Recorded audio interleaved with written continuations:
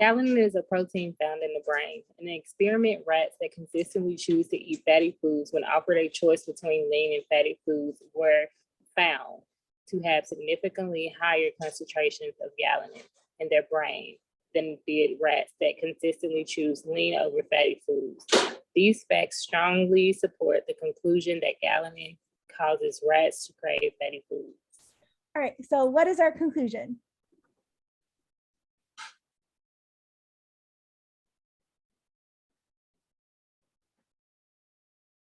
Gallinin causes rats to crave Yes. fatty foods. And why do we think that G causes rats to crave fatty foods?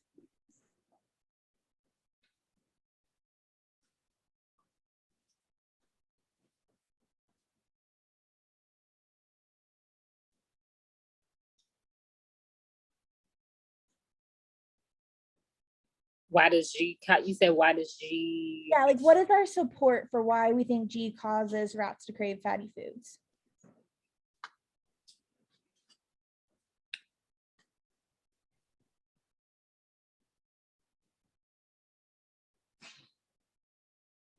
Is it because it was finding their brain? Yeah, because we say like of the rats that chose to eat fatty foods, or so we had these rats, right? And they could choose between lean and fatty foods. Well, the ones that chose to eat the fatty foods had a significantly high, had more G in their brains than the rats that chose lean. So we're saying because the rats had more G in their brains, the G is what's causing them to eat the fatty foods. Is that a valid conclusion that G causes you to crave fatty foods? Yeah. Okay, so this is actually a correlation causation flaw. So just because two things happen at the same time, you can't say that one is causing the other, right? So for example, like whenever shark sightings go up, so do ice cream sales. Does that mean that shark sightings cause ice cream sales to go up? No. No, there's probably something else that's causing both of those things to happen, right? Right. What could it be? I guess the gallinin in their brain. Like the weather, right? Like nicer weather. People are probably outside more when it's nice outside, and are more likely to see sharks, and people are more likely to buy ice cream. This is actually a true correlation in life. Like it's also nice weather and murder rates are also correlated. And both are nicer weather, you're more likely to get murdered when it's nice out than when it's not, supposedly. So just because G and craving fatty foods are correlated, that doesn't guarantee that G causes us to eat more fatty foods, right? Right. What if fatty foods is what causes the buildup of G in your brain? Could that potentially be? Yeah.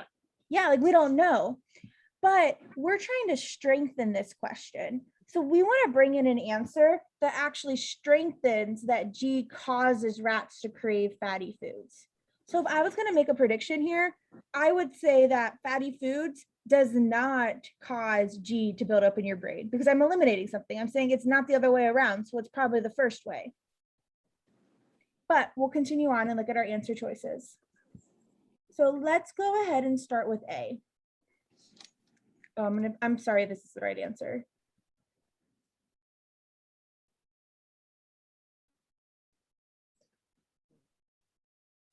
Okay, never mind. Okay, we're good.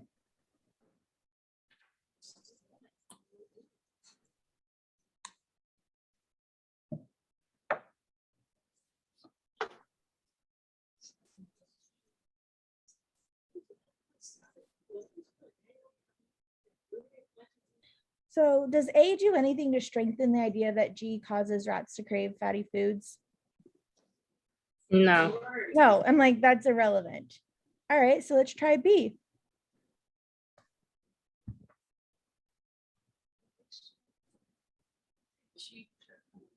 No. Doesn't matter. That has nothing to do with G, so we can cross that off. What about C?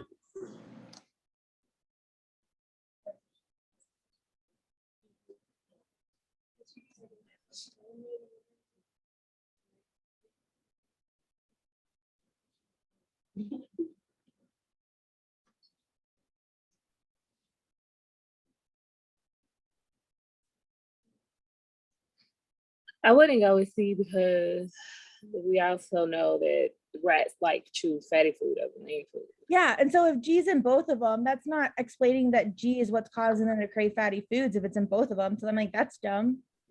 All right, what about D?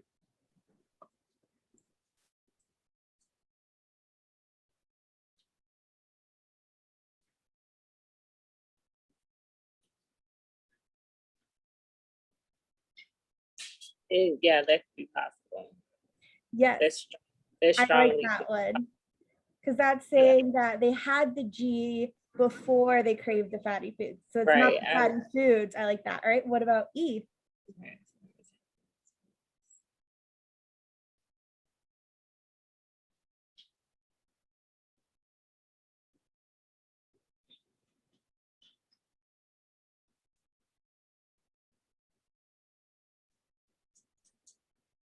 No. No, that's like backwards.